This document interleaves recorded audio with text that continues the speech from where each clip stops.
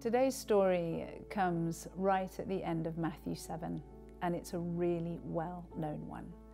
Anyone who grew up in church would have been taught it from an early age. I mean, we sang songs about it, we coloured in pictures about it, and we loved it. But it wasn't until I learnt it for myself with the purpose of speaking it out that I began to realise how serious it is.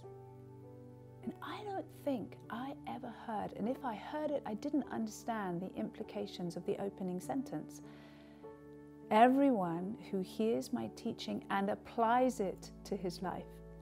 And I just thought it was a nice song about a wise builder and a foolish builder. And of course, I was wise, and so was everyone else around me, because we were singing the song. Again, it is so simple and yet so challenging. How many things in my life have I been taught and I've gone, that is really true, that's a really good idea. I'm going to do that. And I have done absolutely nothing to action it in my life. And for years, I knew that exercise was good for me, but I never did it consistently enough to see the effects in my body. And it wasn't until I married a machine of a man who is passionate about health, and with him beside me, I learned a little consistency. And then I was able to see, oh my goodness, exercise does make a difference when I put a bit of effort in. It's the same with Jesus' teaching. I may know what he says, but if I don't do it, it's meaningless.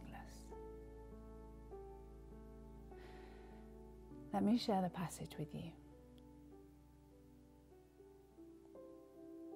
Everyone who hears my teaching and applies it to his life can be compared to a wise man who built his house on an unshakable foundation.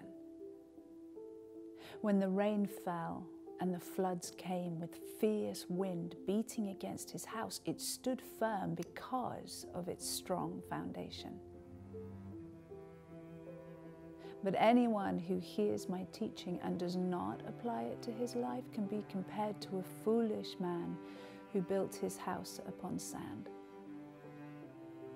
When it rained and the floods came with fierce wind beating against his house, it collapsed and was swept away.